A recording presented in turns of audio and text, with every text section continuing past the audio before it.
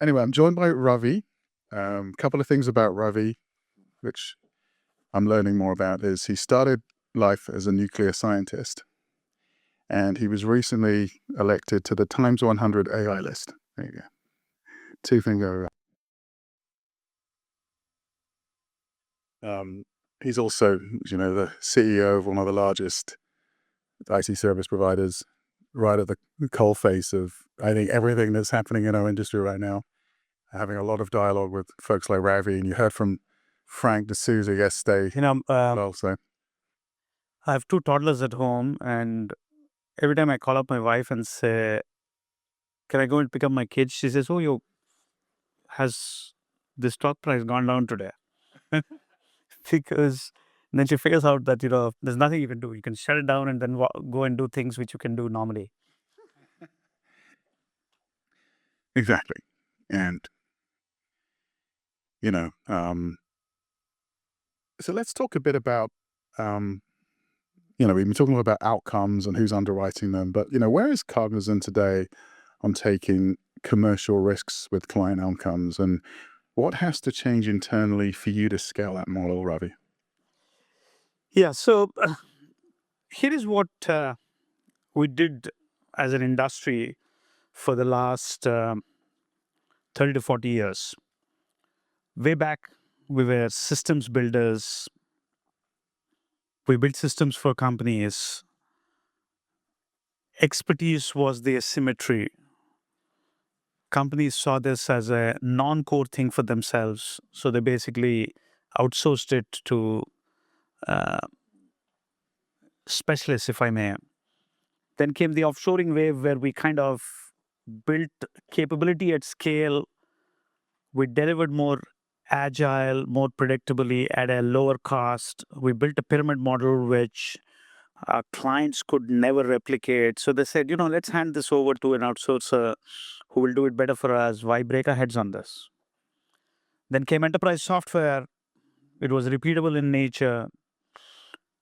We got changed in our first principles. We got to being system integrators. Then came SaaS software. The plumbing turned on the head.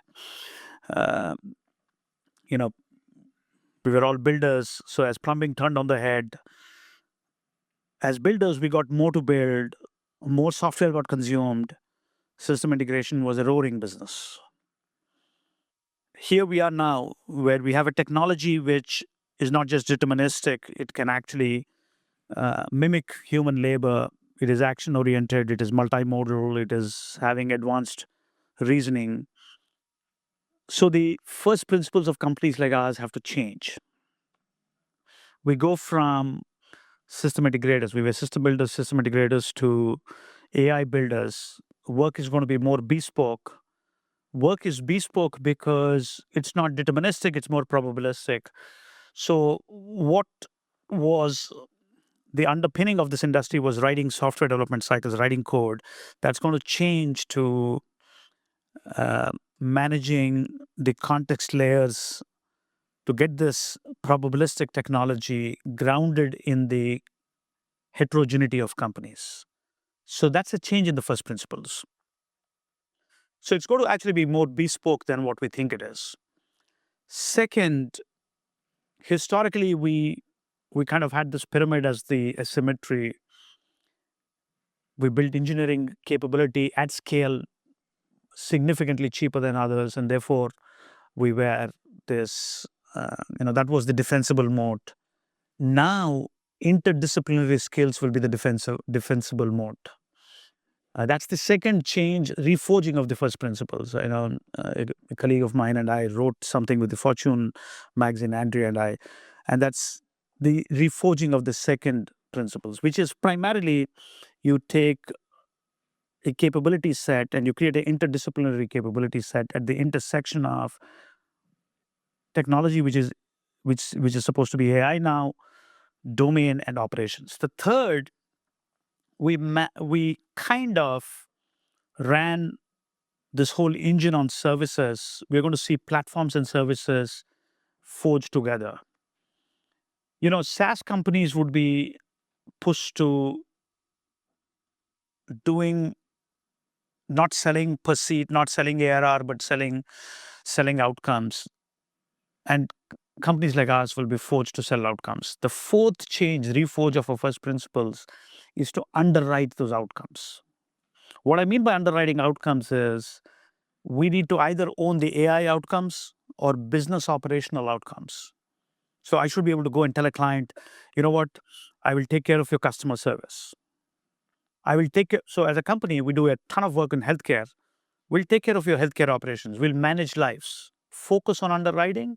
Focus on acquiring clients. Don't worry about healthcare operations. That's not your defensible mode. We will underwrite it. We will run those operations for you, which means you need digital labor, you need human labor, and you need to intertwine it, and you need to own those outcomes. If you own the outcomes, what that means, um, uh, what Phil asked for, you will have to. It's a higher risk, higher return business, because when you underwrite the outcomes, you will be paid on those outcomes. You will have to predict it early on how these outcomes are going to be, and if you miss it, you're not going to make money. The penalties are going to be huge. So that reforging, these four first principles have to reforge. And I'm absolutely sure some players will be winners on that side. Some players will be losers. I'm pretty hopeful we will be in the winning lot. But that is the shift the industry has to make to stay relevant. There is a ton of work to be done, but you can't do it by who you are. You can do it by reforging yourself. There's a lot of heavy lift needed. I don't believe that a bunch of forward deployed engineers, for whatever we call it now, is enough to make it work. I mean, forward deployed engineers were built at a time. I mean, it came from Palantir. It was built at a time when the worldview was there are broken systems in companies. We will come and stitch it together.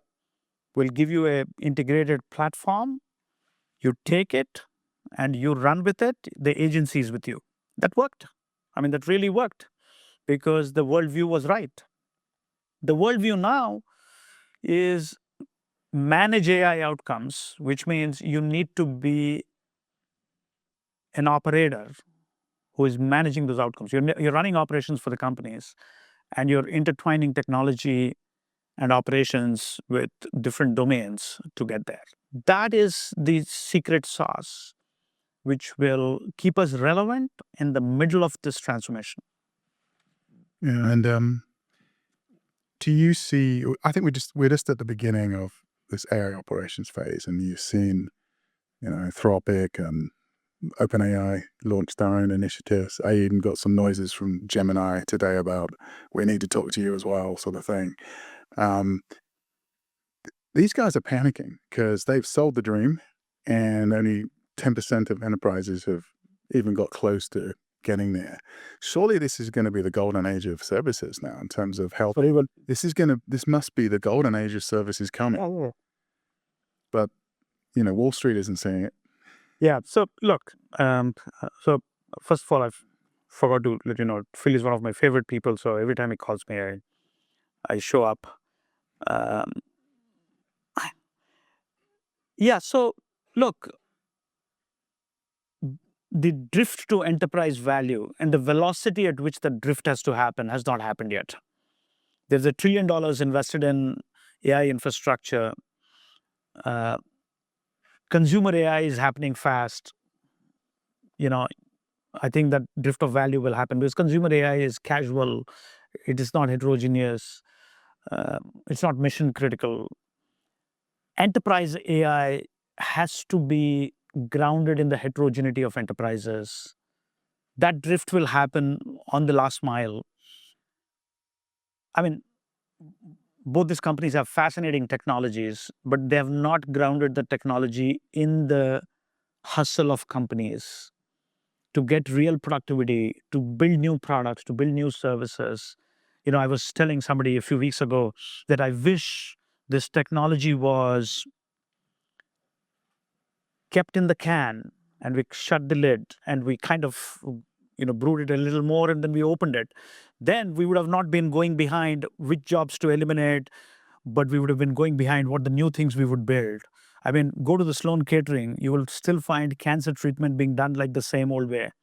They brutally put radiation on the thing which is cancer infected, like a Stone Age treatment.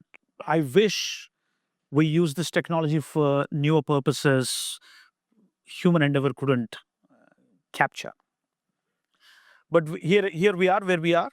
So we've opened the lid. So now we're going, and the economic uncertainty around us also puts us in a spot where instead of using it to amplify, create more throughput, if growth was the imperative, you would say, how can I get more throughput with the same set of people? How can I break constraints?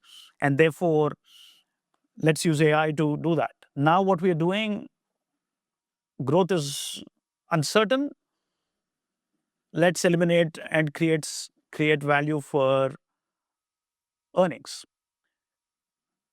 This is one of the most fascinating platform shifts in the history of mankind. So we should be able to pivot it in that direction, hopefully with growth imperatives coming out. So right now, the technology is not grounded in the enterprises. It has to be. Services are very important to ground it. The metrics on how we measure this will change completely. Today, we measure it on token maxing. I mean, token consumption. I mean, how can token consumption be a metric? It's ridiculous. Uber stated in their earnings that they exhausted their tokens on the 4th month.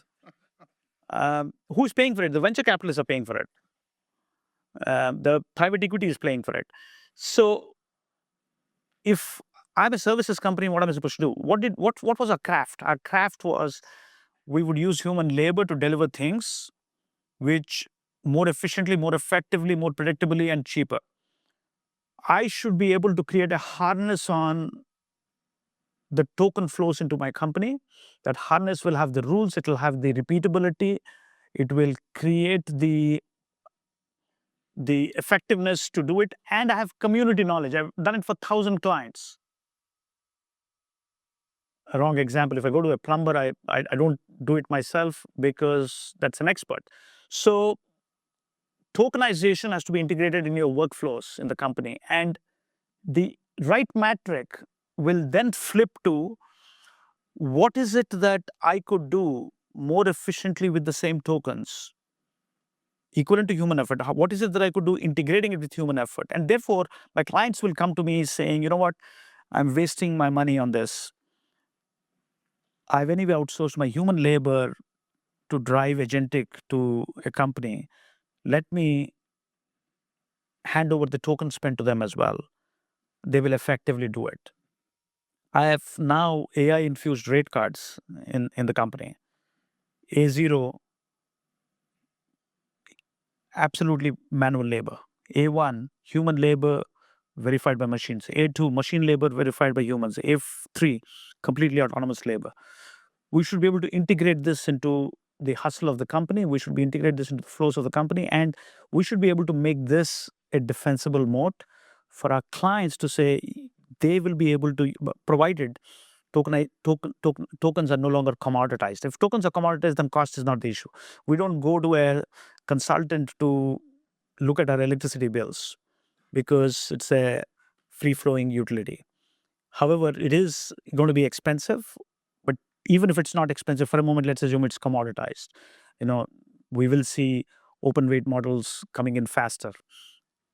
How you predictably do it, because it is a probabilistic science, it is contextual.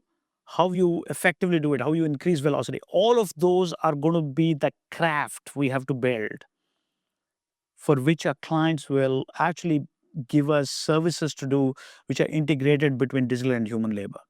That is the thesis I have on the strength of companies like, I mean, why does the autonomous driving of Tesla better than you as a human labor? Not because it's a machine. because it has the learning of millions of drivers versus the learning you yourself have, and therefore it should be better than you. It's the same. You should come to us because we have built this harness. And by the way, when we build this harness with people, our clients would come and ask the same question: how many places have you done this before? Can you show me resumes? Can you give me a client reference? That knowledge was mobile. Right now, that knowledge would be, it would be actually buried in the company's ecosystem because it is permanent. And once you build that, the flow of this tokenization through companies like Cognizant will be much superior to you doing it yourself. So that's going to happen for sure. And I think we are building that craft. And as we build that craft, this whole, I mean, I'm not saying the science is unreal. I'm saying the way you deliver it, the way you get productivity, I think is being underestimated. Um, it's also being undervalued today. And that's why the markets are kind of, they don't understand this. And when they don't understand, I mean, the thing about stock markets is modern finance, modern capitalism has been built with two or three underlying principles. One, the future should be legible. Two, tomorrow will mimic today. Three, we should be able to take long, slow bets. That's what modern finance is built on. If you take that foresight out, modern finance has no answers. So the first thing they do when there is a fog is they take the money out. So I hope that fog clears faster. But I'm absolutely convinced that the bridge to enterprise value will come from services companies. How you forge it is different. I mean, it could be a forward deployed engineer. It could be what I said, which is like a frontier operator. It could be, for a moment, let's assume the two frontier companies build hundreds of thousands of people to deliver it, or it could be companies like us who do it. You could argue on that point, but what you cannot argue on is you don't need anything to do it. Yeah. This is fascinating thinking about where this is going. And I know you mentioned something about this, but there's an emerging view that the way we tax companies by taxing labor more than capital is unintentionally accelerating the shift to AI agents. So do you agree the system is structurally pushing firms towards agents over people? And do we need a temporary rethink on taxation to avoid a shock on employment? I wrote this article along with my colleague Andrea in the Newsweek. You should read it, which is kind of if what was the headline? If capital can think, who pays? And look, fiscal infrastructure in developing and developed nations, 70% of the revenue governments collect is from labor taxes, payroll taxes. So you don't tax the capital because you expect capital to create more labor. You expect capital to increase wages. So give a free way to labor, catch the money at the end. That's what governments do all over the world. So we wrote this, article together. It details this out. And every time this has worked. But if capital is competing with human labor, which is what it is doing today, because capital is generating this digital labor, and digital labor is competing with human labor, and human labor is getting taxed, and digital labor is not getting taxed.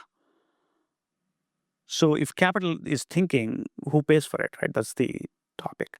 So clearly, look, I'm also not saying you should tax the capital. That means there'll be flight of capital. It's going to penalize capital deployment, which means you're not going to create more jobs and more shared prosperity. I'm saying it's a temporary bridge so that you use capital to amplify and augment human capital versus eliminating human capital. And as you get to that point where you think that augmentation is happening, you take the bridge out. You take this temporary relief out. So it kind of gives you a little bit of a smoother ride on the transition to the other side of the world. And remember one thing, there's one more Time article we wrote, which is about AI drifting to the worker at the bottom. It's not necessary that if capability drifts to the worker, value drifts to the worker. Value doesn't actually follow capability. Value follows controls. So what is happening today, the value of AI and the capability of AI, it is drifting to the worker, but it is captured as margins in enterprises. It is captured with the capital, the entity which is owning the capital versus drifting back. So if you have to design this in a safe, smooth landing, you have to revisit fiscal infrastructure. And that'll help you to land safe on the other side and help you to use this to augment human capital versus eliminating human capital in the short run. So I do believe we need a revisit. If capital is not creating more jobs, if capital is competing with human capital, you know, let's be, we should have a fair game. Then it should have the same weight, it should carry the same burden as human capital. Right. Good. Okay, so if we look out 3 years from now, what do you think will separate the firms that scaled AI from those that talked about it? And what will they have done differently that others didn't?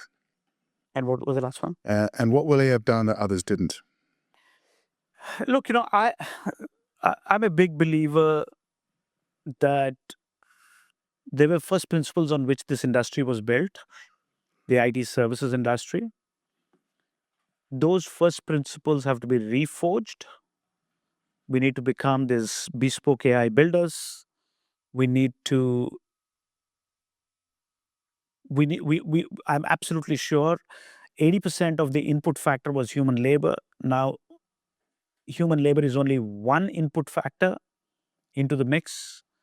You have digital labor, you have interdisciplinary skills. Asymmetry is not from expertise, it is from how you apply intelligence and how you apply it in an interdisciplinary way. I have two toddlers at home. They don't ask me this question yet, but if they ever asked me, what should I do in the future? I would have said, build capability at the intersection of technology and the domain. The third reforging of first principles is the business is going to be platforms and services. Clients always wanted this. Enterprises always wanted this. But this is a moment for us to shift and do that. The agency of outcome still lies with customers.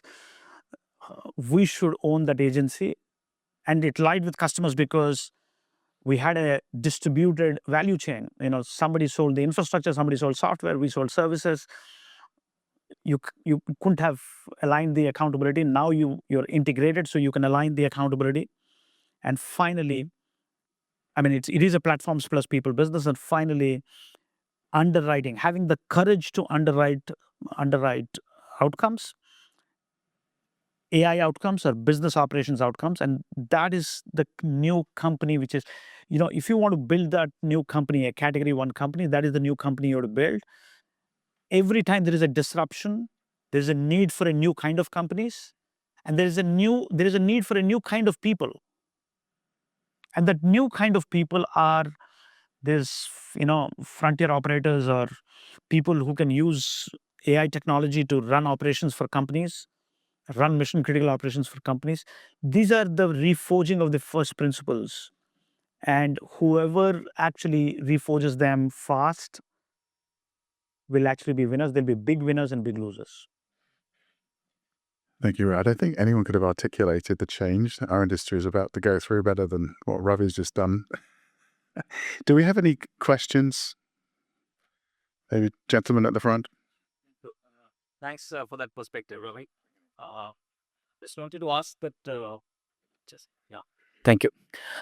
Like in the last couple of weeks, we have seen a lot of these frontier technology providers starting their own services arms, right, and or acquiring companies. But when you have talked about AI velocity, all these investments not leading to outcome, 10 to 15% pilots really getting ROI for the companies.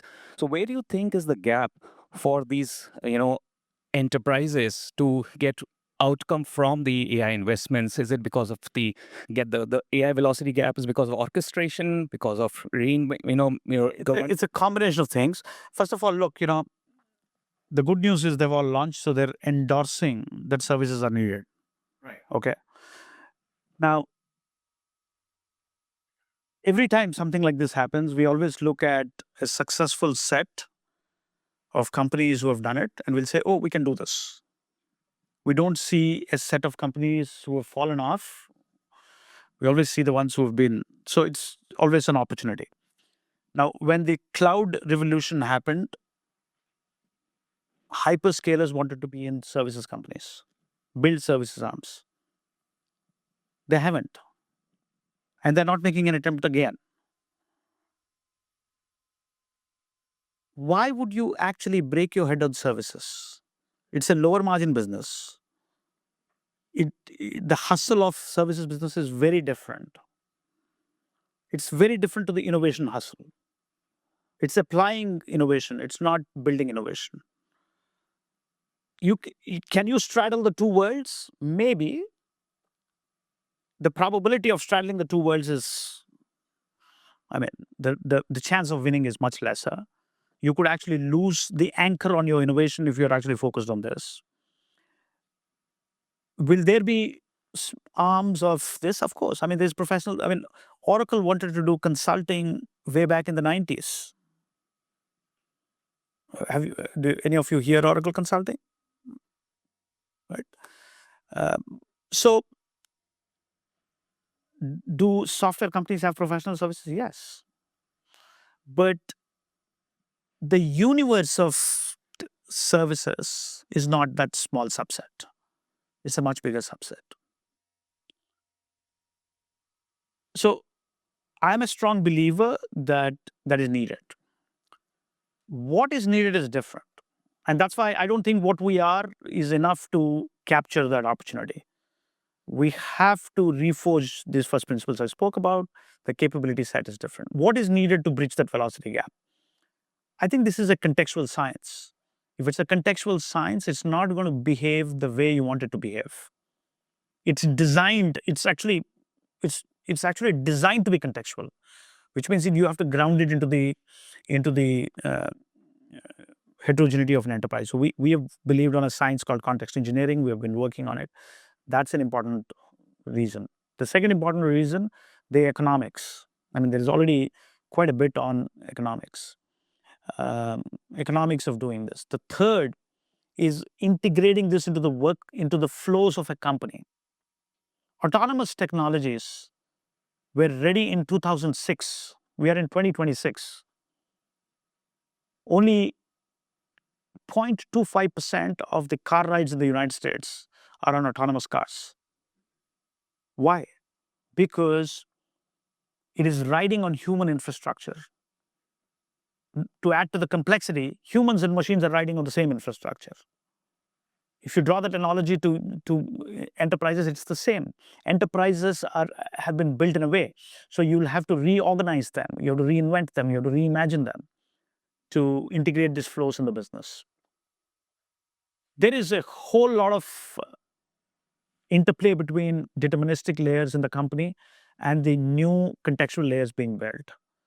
That is another piece of work. I mean, there is so much to be done.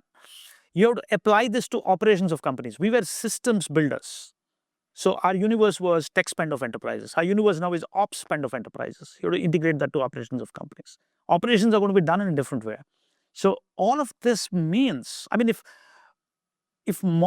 everybody has access to the same models, where will the heterogeneity come from? The heterogeneity has to come from how you apply it. 70 to 80% of the Fortune 500 have SAP. The performances are different for all these companies, and how they've deployed them are very different. So I think we are underestimating the heterogeneity of these enterprises and how do we integrate them? How do we integrate them in a newer way? How to push this into areas where, look, this is going to cover things which classical software didn't. Classical software was deterministic. It only covered portions of the enterprise. This is going to cover the rest. It's going to take some portions of the deterministic out. I mean, there is a cloud around the SaaS software. I mean, there's a fog around the the software era, because SaaS software was built for higher terminal value. The assumption was it is perpetual. The assumption was you are capturing future value on top of it. Potentially, you may not capture future value on top of it. You might capture future value on the side. You can do it on cloud co-work or somewhere else. And if you do that, that's bespoke. Irrespective it's captured on SaaS or it's captured outside, we still have a role to play. So, I mean, I feel more optimistic than before that every company will actually embrace this in everything they do, and they would need help. Yeah, we got one more question. I think Saurabh. Yeah. Hey, Ravi, thanks for being here. I always get something out of every time that you show up at our summit. You got a lot, but something. So Ravi, in the morning we had a One Council breakfast. One Council is our enterprise sort of sounding board, and we had 20 enterprise leaders. And the one thing that came out very clearly out of that conversation is what should be our operating model. We've talked a lot about how should IT services, the providers be organized and operate, but how should the enterprise start to get organized to take advantage of this? Because change has to happen on both sides for this to. That's a phenomenal question. Thank you for that. So look, enterprises have to flip and look at us not as a capacity arm. Go to all tech services companies across the planet. Almost 25 to 30% of their business is time and material. So it's capacity based. 30 to 40%, or maybe 50 to 60% is fixed price. And the small portion is outcome based. And outcome based is also not outcome based, it's transaction based. Like my Trizedo systems are transaction based. We sell it BPaaS. We have a platform and a service.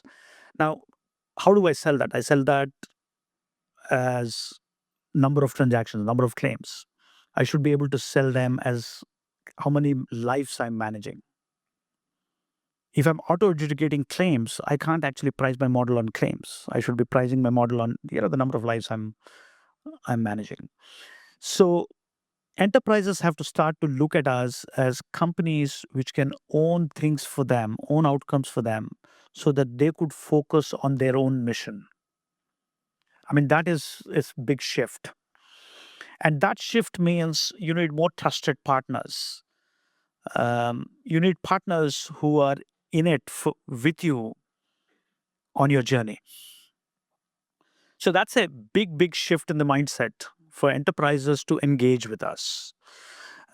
It's not going to happen overnight. I see this as a continuum. There are times when I've found it's not easy to tie it to outcomes. Why? We have agile pods where our client teams and us work together. How do you tie it to outcomes? Who would you hold the outcomes? So we actually launched something called AI-infused rate cards, where we said, okay, we'll push this in. Now, in the process, we graded human labor, and then we suddenly started to feel like, wait a minute, digital labor can be a craft. So embed the digital labor, tell them you don't open the tap, we'll open the tap. That's a new model. So I think our clients have to start to see us as companies which can take higher risk, higher appetite to be embedded into your future. And therefore, we are more strategic than ever before. I mean, that's how we would see it. And in fact, if I was an investor, I would actually say, this is great because this is going to be more terminal value because you're embedded into the mission of the company. If you are embedded into the flows of the company, your engagement model is more outcome driven. So if it's outcome driven, it's actually more sticky. It's significantly more sticky than before. So that's how I would believe enterprises should view us, and they should not see us as a capacity-based thing, because you're not going to get the most value in this new model. All right? I have to pull the hook. I'm sorry.